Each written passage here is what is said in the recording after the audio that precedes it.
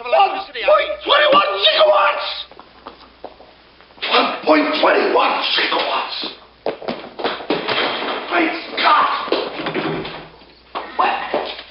What the hell is a gigawatt? You're listening to 91 Reasons, a journey into the twisted landscape of pop culture. Keep your hands and arms inside the podcast at all times. And now, the voice, Jeff Tucker.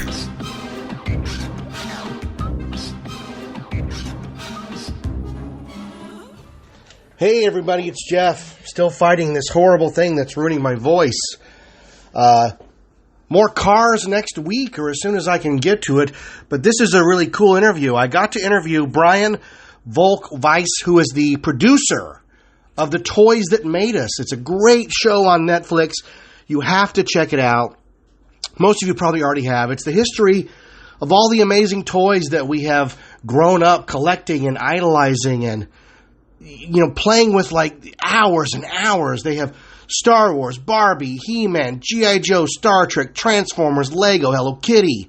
And then their new season is Power Rangers, wrestling, My Little Pony, and Teenage Mutant Ninja Turtles. This was a great interview. Really cool guy. Knows everything about toys. We talked off topic sometimes about toys that failed, toys we wanted, what we love about our collections. Really cool guy and a really great show. You have got to check out The Toys That Made Us on Netflix. The new season starts November 15th. If you haven't seen any of them, I am so jealous of you. You've got to catch up on all the episodes and then check out season 3. So much fun. And here is my interview with the producer of The Toys That Made Us, Mr. Brian Volk-Weiss. There he is.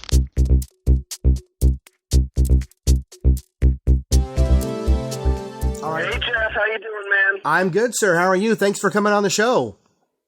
Oh, it's my honor, man. Very excited to be on your show.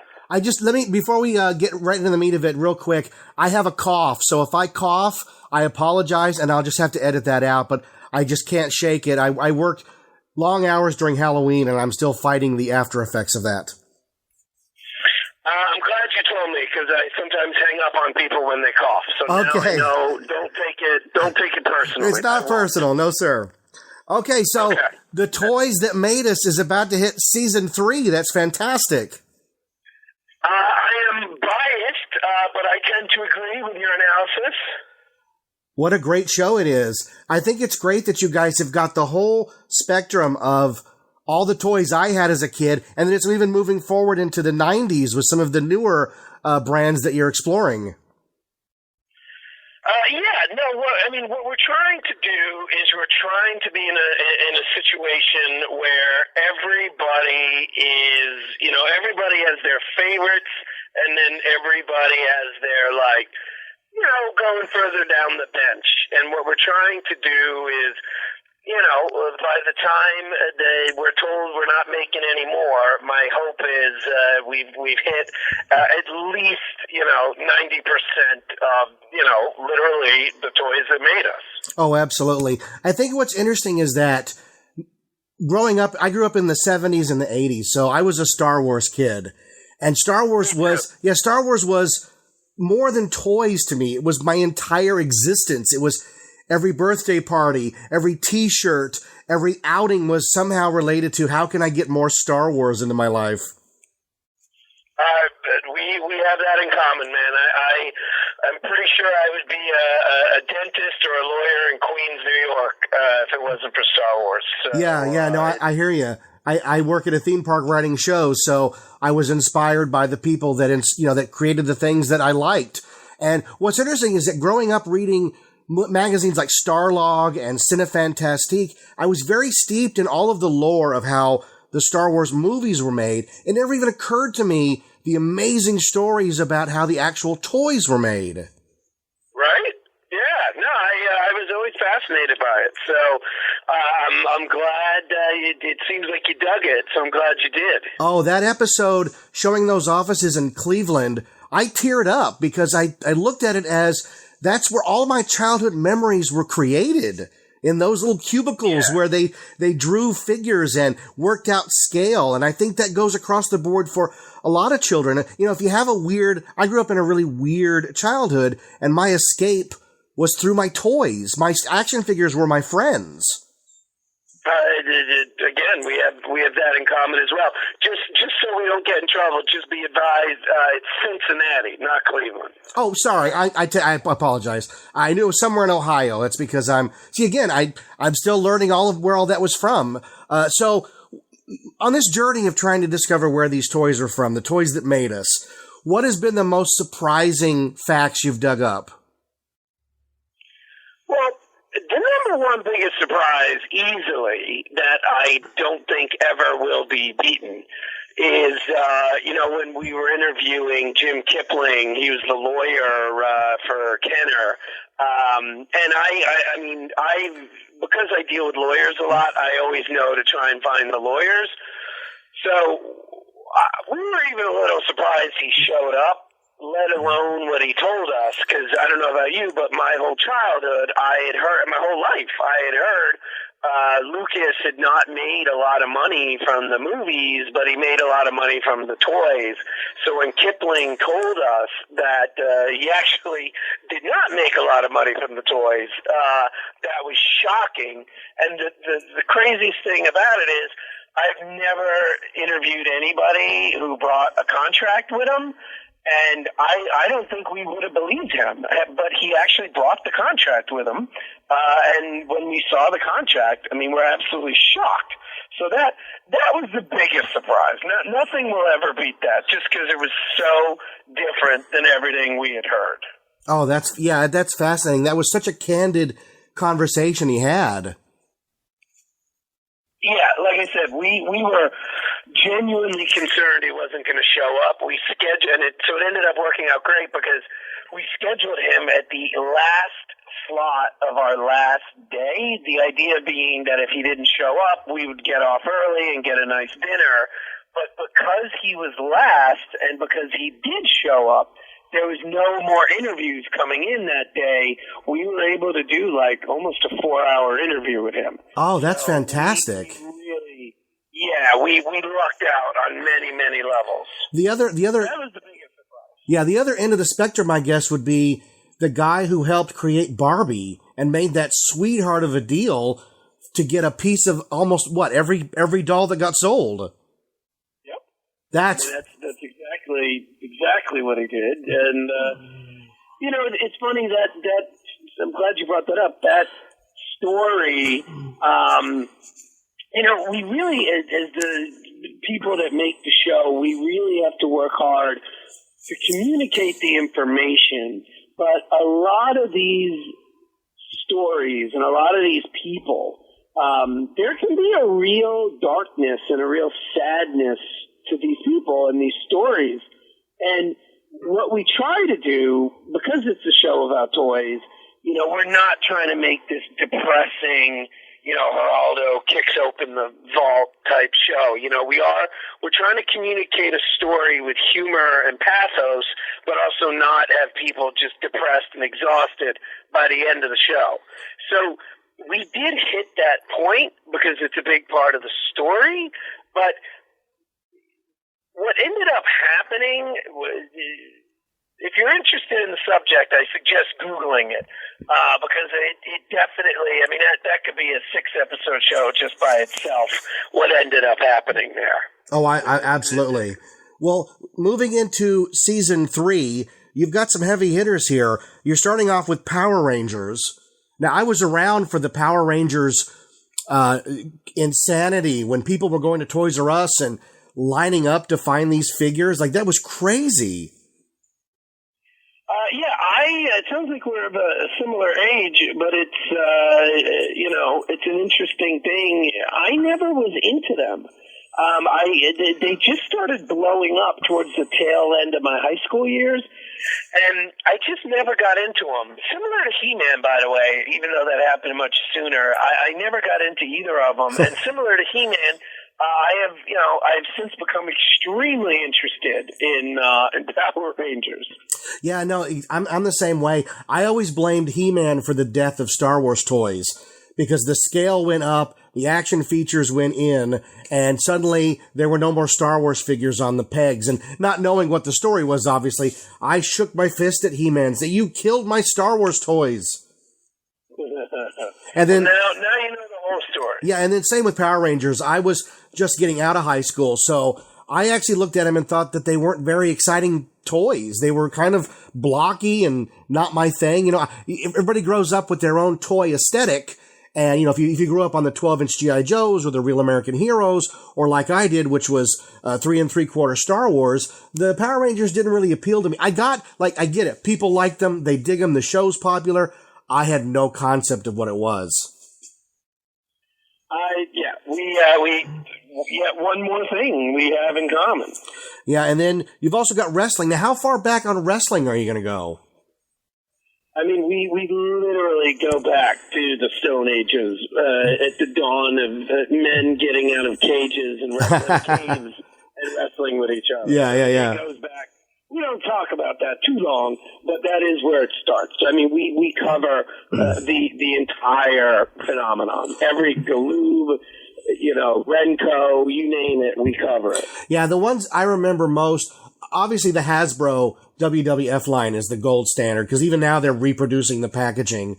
But the ones that I remember the most were those LJN ones that were designed to be thrown at each other. Those big rubbery, non-posable ones. And when you see them now, they're so pockmarked and the paint's rubbed off, which to me says somebody really loved these toys. Exactly. And by the way, just in general, I'm obsessed with LJN. It's just such a great company and such a great story. So, yeah, we dedicate a lot of this episode to LJN. Yeah, I love, you know, again, we have the same kind of background. I grew up with all these toys that are, people, you know, forget LJN, Knickerbocker, Galoob, what's that line? Is it Galoob? Who did the Lord of the Rings line? Was that Knickerbocker? You talking about the original one? Yeah, the one from about 8 or 9 years ago? No, the original one, the good one. Yeah, I think you're right. I think there was Knickerbocker. Yeah, those are works of art. I mean, those look just like the movie, the cartoon, the Ralph Bakshi film. But no, I got into wrestling late in the 80s because I worked at a video store where that was the only thing we could agree on to watch. So I used to go down the toy aisle and see all of those figures, you know, Brutus the Barber Beefcake and Hulk Hogan and Demolition and all the Undertaker and all those crazy, even Doink the Clown, the first Hasbro figure to have rooted hair. I mean, they were so intricate in how many figures they had. When they committed to something, man, oh man, did they commit. Yeah, and you've also got My Little Pony. And here's the thing. I know nothing about My Little Pony, but that didn't stop me from enjoying the Hello Kitty episode. I think these little documentaries are fascinating. I am as biased as it gets, but I completely agree. Yeah. Again, how far do you go on the ponies? Because they've sort of morphed into this weird male obsession, which I don't understand. Well, I'll tell you this. I got a 5-year-old, almost 6-year-old daughter, and she really got into My Little Pony, and I started watching, because to be honest with you, she watches so much stuff that I think is garbage, and I can't watch it, and it's horrible. But My Little Pony is one of the shows that was, at first I found it bearable, but then I really started getting into it, because it's just like G.I. Joe or Transformers. I mean, they have characters, they have personalities, they have plots, and things happen, good and bad, and it's a great story, and they're very good characters. So, am I a brony? Hell no. Do I have a nice sizable collection now of My Little Pony Gen 1? Fuck yeah, absolutely. Oh, that's hilarious. Yeah, I really, really got into it. Partially from my daughter, at least initially. But then, I mean, from making the episode. And by the way, some similarities, story-wise. between the My Little Pony and He-Man episode. There are definitely some similarities. Interesting. I can't wait to check that out. And then, of course, the big one on your roster is Teenage Mutant Ninja Turtles. Heroes in a half shell. That's right. I was trying to think of another toy line. I know G.I. Joe was on the pegs for quite a while, but does any toy have the lasting, almost perpetual refreshing as Turtles? They've been literally on the shelves with a few minor breaks since, 87 or 88, right? Yeah, no, I mean, the sheer volume of characters, figures, I mean, just mind-blowing. And you're absolutely right. Star Wars has been on shelves for 40 years, but to your point, they don't refresh as often as Turtles. I mean, I think there's new Turtle stuff for sale every 36 hours. Yeah, no, Turtles seems to reinvent itself again and again. And, Star Wars died from 85 to 95. There was hardly any merchandise except if you went to Disneyland or sci-fi conventions. But Turtles they always are doing something. They take more risk than I think almost any toy line ever has. I would definitely tie it with He-Man. I mean, nothing makes me laugh as hard as He-Man, and just they're like, well, what if the guy had snakes for arms? Perfect. Yeah. No ideas turned away in He-Man. We'll just put the goo in the plastic, then we got skunk oil. Stink oil. Yeah, we'll make a figure that actually stinks. Yeah. What if we glue shit to the outside? Oh, that's Mothman. Oh, that's really funny. Nothing like He-Man in that regard. Yeah, no, He-Man seems to be, again, no idea turned away. But Turtles always had such a weird gimmick. Like they had Turtles going to birthday parties, Turtles dressed as Star Trek, Turtles as famous monsters of Universal's monsters. I just bought a set of Turtles dressed as the Ghostbusters. Yeah, I saw those. Those are great. Those are crazy. Believe it or not, I'm a huge Star Trek fan and a Turtles fan, and I just got my Captain Kirk Leonardo last week. So, oh, that's fantastic. Yeah, no, I've been watching Star Trek Next Generation on Netflix because it's like hanging out with old friends. I always say it's like going home. What can you tell me? Like moving forward, are there any brands you're dying to get on the show? Well, dying to do Hot Wheels / Matchbox / Micro Machines. Dying to do that. I definitely want to do, a superheroes episode that would focus on Batman, but it would definitely cover all the superheroes. Really want to do a D&D episode. An interesting episode that I don't think people understand how big it is and, interesting it is Nerf. Nerf, yeah. Hugely popular toy. It's always been in the top 5. It never leaves the top 5. If Star Wars doesn't have a new movie, Star Wars goes down. Nerf never has a movie and never goes down, just for comparison. So it's such a very, very interesting story. So definitely want to do Nerf. I really want to do Cabbage Patch Kids. I mean, it's a much, much deeper story than you would think. It's a mother-son story. It's just a crazy, Jill Barad was at her absolute most powerful when she was trying to buy them. An absolutely wonderful episode would be Cabbage Patch Kids. So, yeah, and then go ahead. Sorry. No, I'm fascinated. Keep going. No, absolutely. Oh, I always say that if I get a chance, if Netflix is like, the good news, we're giving you season X. Yeah. The bad news, it's going to be your last season. If they do that, then I'm pretty sure I want the last episode to be an episode in my head I call The Toys That Should Have Not Been Made. And it's going to be a very special episode because it's not going to follow one toy like all the other episodes. It's really going to show it's the perfect way to end the series because it'll show how delicate and fragile all these successes are.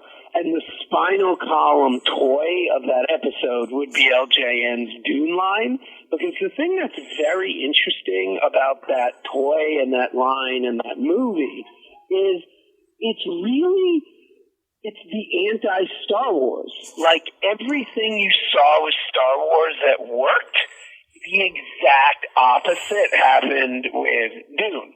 The movie bombed. The director, David Lynch, didn't direct for 10 years. You know, Kenner went from being the 12th biggest toy company to the number 1 biggest toy company. LJN went from being number 4 to bankrupt. So it's a very interesting story that I think I think it'll really make everybody appreciate the delicateness of these successes and that nothing is preordained. You know, Star Wars absolutely could have failed. So that's what I'm hoping to wrap it down on if I get the chance. Oh, that would be great. I tried to collect those Dune figures. The problem I had was you couldn't find them in stores. I never saw the sandworm on the shelf.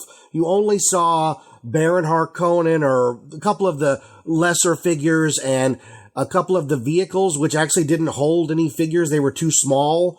There was a lot against that poor toy line, that Dune line. Yeah, well, I got the whole thing now, as well as some prototypes. And but, you know, it's funny, not just the toys.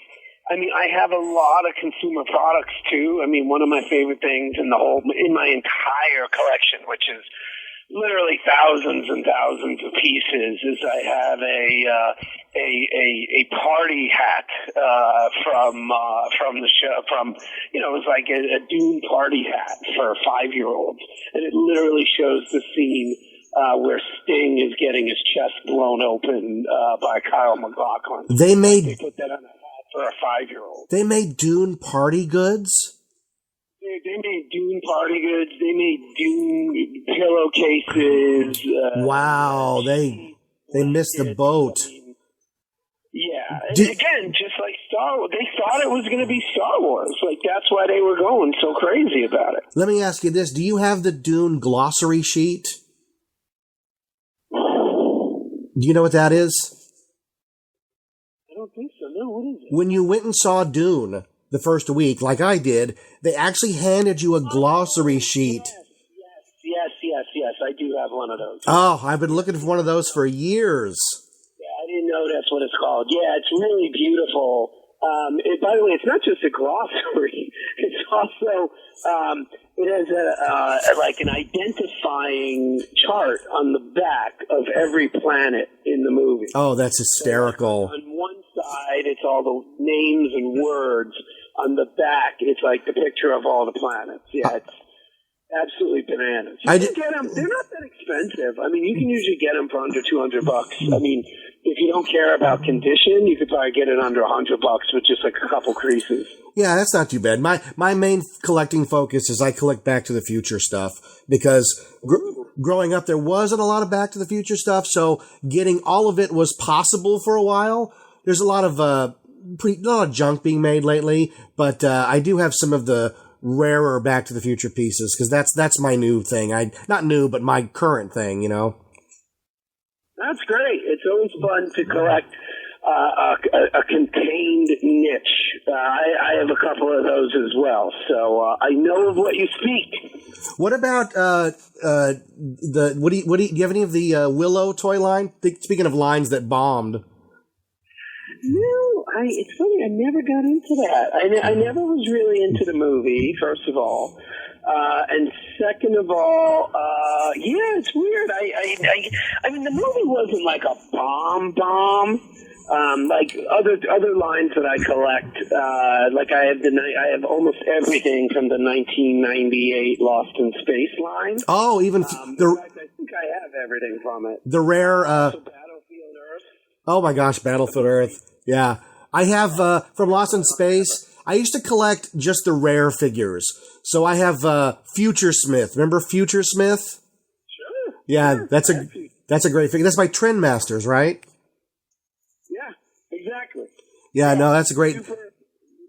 Super great, and it was a great toy line. I mean, Yeah, no.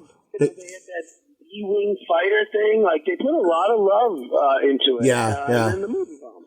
Trendmasters was on fire in the 90s. They had Godzilla, they had Voltron, they had Lost in Space, Independence Day. Yeah, they had big licenses.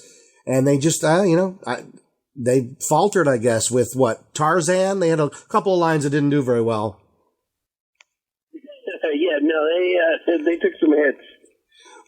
If I could suggest my favorites for your show, it would be I think that one about the toys that bombed. I think those are great. The LJN story would be fantastic.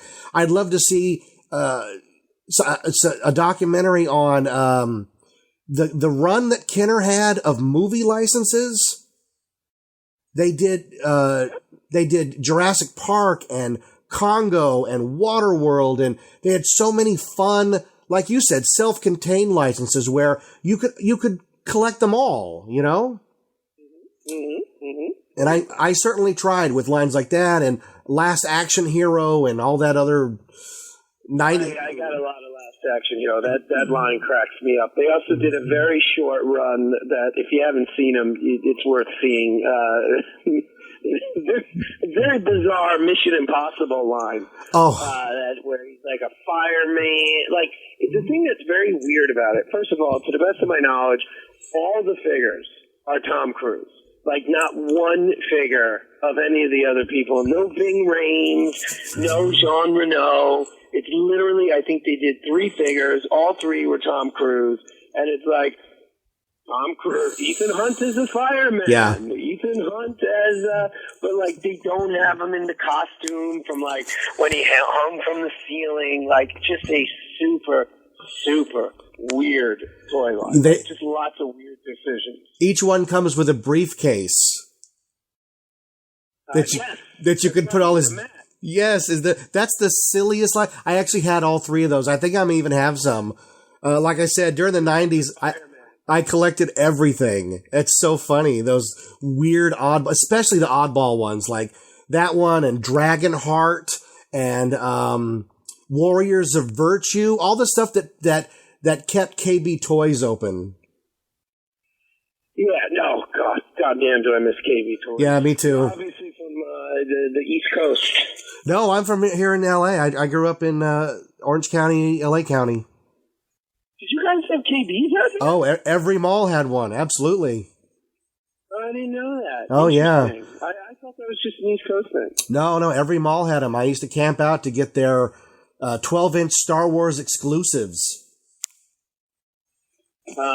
Very cool. Good for you. All right, and more shit we have in common. Yeah. So what's your what's the best toy you've ever purchased? What's your favorite? If you had to pick 1 or 2.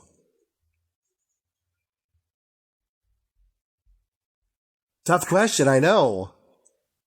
Well, I mean, just like, I guess my 2 favorite toys that I have in my collection that are just normal toys, you know, like I got a lot of prototypes and some original unique stuff. If I remove that and I just look at the whole collection, G.I. Joe Whale, that's the hovercraft. Oh, that's a great one. Yeah. And then probably the B-Wing from Jedi. Those are probably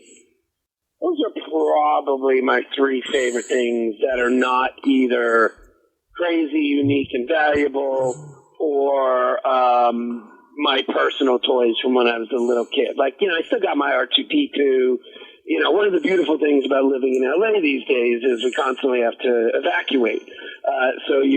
People always are like, hey, you know, if you had to evacuate your house, like, what would you take? And I'm like, well, luckily enough, I've had to evacuate twice in the last 22 months, and I can tell you. So it's funny. I had to evacuate about 2 years ago, and I had to evacuate again about 2 weeks ago. And, you know, it's like it's always important to me to take my toys from, you know, like my R2-D2 from when I was a little kid, my die-cast Millennium Falcon from when I was a kid. So those are always the first things. When I had to evacuate, 9 days ago, I didn't take the G.I. Joe whale. I didn't take the hydrofoil. I could buy new ones, but I will not be able to buy another R2-D2 that I played with when I was a kid. Yeah, I totally agree. Yeah, I have my 12-inch Luke from 1978 that I got for Christmas. That's one of my favorite possessions of all time. Yep. And the other would be the Rough Rider Back to the Future truck that was a mail away for California Raisins in 1985, which is the only toy made for the first film. They made nothing ever. That was the only thing of any merit. Love that. Love those little facts. Yes. Well, thank you for coming on the show. I don't want to take up more of your time. We're so similar with our toys. We could talk all day. I love hearing your stories about the prototypes, LJN. Like, do you have any series 2 of Last Action Hero? I have. I don't know. I'll be honest with you. I don't know which series they are, but I have the famous one of him in in his red shirt where he's, jumping away from the explosion. I have that one, and I also have the just because it was so funny. Every now and then I see a toy, and it's like I have this chart in my head called the what the F were they thinking? Every single thing they made for Battlefield Earth qualifies on that chart. But from the Last Action Hero line, they made a figure of that guy who gets killed in the beginning of the movie. He's in the film, with the axe. Yeah. He's in the film for 81 seconds. And they just made it horrific. It's so funny you brought up Duke Harkonnen. It's like, who greenlit that? He's the most horrific bad guy in the history of film. Who wants a pus-covered, floating, large, nasty guy? Yeah, right. For their 9-year-olds to play with.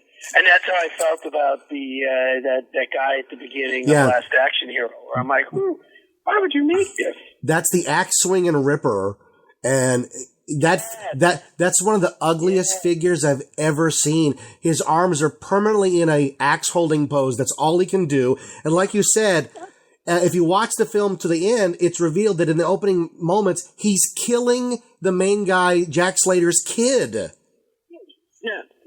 And they're like, why? Maybe we should turn this into an action hero. Yeah, well, the other thing that's great about that line is Schwarzenegger demanded no guns. That's why none of the figures have guns. They have dynamite and handcuffs, but there are no guns, even though the movie he shoots about 10,000 bullets.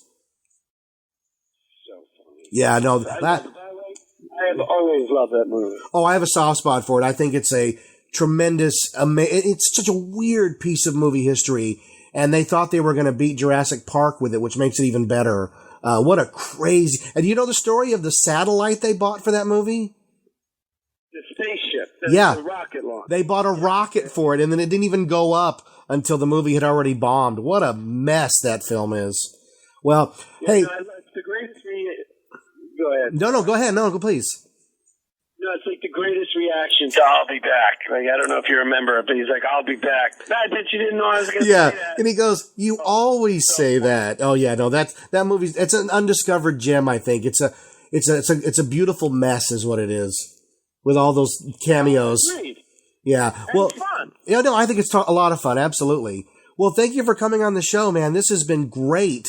I cannot wait to see the next season of The Toys That Made Us.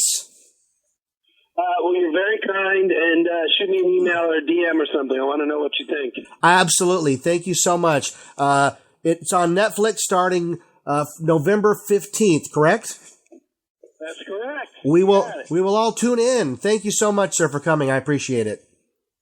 Thank you. Have a good one. You too. Bye-bye.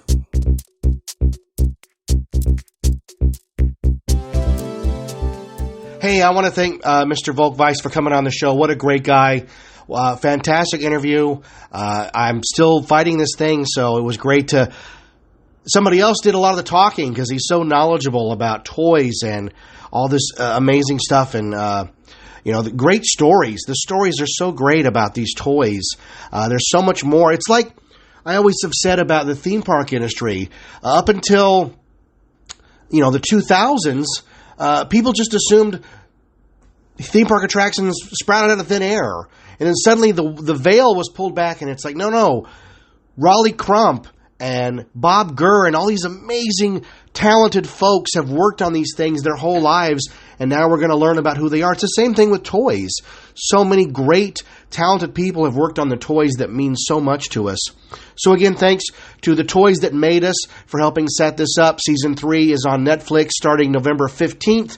Check it out. I am the raspy-voiced Jeff Tucker, and you're listening to 91 Reasons. Thanks for listening to 91 Reasons. Please subscribe and leave a review on iTunes. Find us on Facebook. Is anyone even still listening? Stella! Another one of these damn kids jumped in front of my car! I read somewhere about this idea that everybody had neighborhood kids that they played with. I certainly had a whole bunch because I was in 2 neighborhoods. There was a few, not very many kids around where I lived, but there were more kids on the street where I went to a sitter after elementary school before my mother got off work. And how you played with those kids every day, and then there was a day, you don't know what day it was, where you stopped playing, the sun went down, and the lights came on, and you went in, and you never went back. It must have been for me, I'm going to guess 4th grade. Because I think after 5th grade, I started riding a bike home and becoming one of those latchkey kids. But I was extrapolating that and applying it to something else, and how Christmas 1978, when I first got Star Wars figures for Christmas, they were the most important things in the world. And my collection grew and grew. First I had the trays that you put the figures in. And then, of course, everybody had the Darth Vader case. I had the C-3PO case. I had the Empire case, the Jedi case, the laser pistol case, the bandolier you wore. They put the figures in. And those figures were everything to me. When we went on trips to Tennessee, I would pack a small bag of just the figures I needed to do the play scenarios. I had some of those Kenner mini rigs because the big vehicles weren't able to transport very well. You couldn't take them with you, but you could take the mini rigs in the car and pack them with you and bring them with you. So I always had a couple of mini rigs and a handful of the figures that I really enjoyed playing with, and they were the center of my world. And I played with them and played with them, and I played with figures up until I was probably 12. That would have been Return of the Jedi. Return of the Jedi was the big in for Star Wars.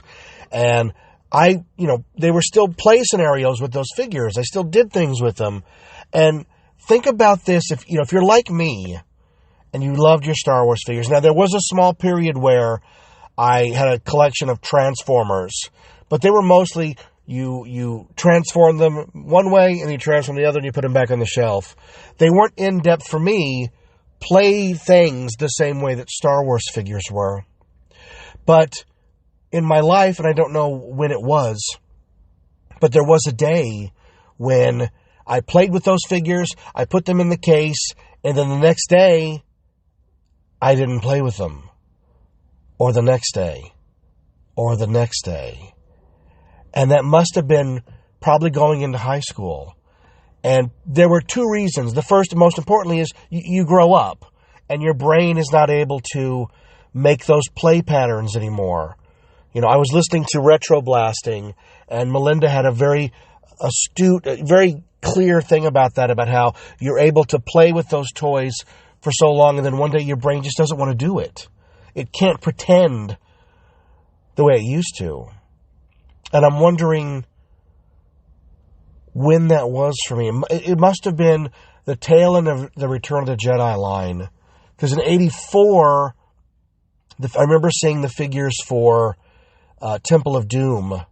I didn't buy any. They weren't very good figures, and they only had Mola Ram and Thuggy Guard. I never saw an indie at retail. But I remember buying a few Power of the Force figures in 85 and the Droids A-Wing, just as a way of, hey, those are cool and I still like Star Wars, but I didn't play with them. In fact, when I rediscovered my Star Wars figures in the early 90s, I had at least 50 carded figures that I had never opened, and tons of figures that were just part of the collection. But when was that day? When was that day where Lando and Luke and Han were put in the case and they never came out again to be played with? That's such a weird way of thinking about your childhood. It's such a weird way of seeing yourself grow up, of that threshold from child to adolescent to teenager. There were two reasons, like I said. The first one was you grow up. The second is peer pressure. You know, even as cool as my friends were, you know, if my friends had come in and seen me playing, I had cool friends. If they seen me playing with those Star Wars figures, there would have been some explaining to do. I'm just trying these out, because at that point we had moved on to Dungeons and Dragons, which was a more acceptable form of play because it was all in your mind. We had little figures, but we didn't really do much with those. You know, we collected the figures. I had a lot of those lead figures. I still have a whole bunch as well today, but we didn't play with them. They were, you know, I have a figure that represents my Dungeons and Dragons character, but they weren't used as play pieces. I had Dark Tower up until 7th grade, and that had figures, and I played with those. But there was a day when the Star Wars figures went back in the case, and they didn't come out again. And that's weird. I don't know, just something I want to talk about. Didn't really fit the rest of the episode, but I wanted to, you know, sort of stick it on the end here as sort of that weird think about moment. Stuff you don't really think about. Stuff you don't think about. You know, when do you stop calling your parent or your parents mommy and daddy and mom and dad? You know, that's pretty early, I think. That's like 7 or 8. You don't call your mom mommy anymore, or mother. But if you do, hey, that's great too. We're all different. Thanks for sticking around to the end. Hope you enjoyed the episode. See you later. Good night, future boy!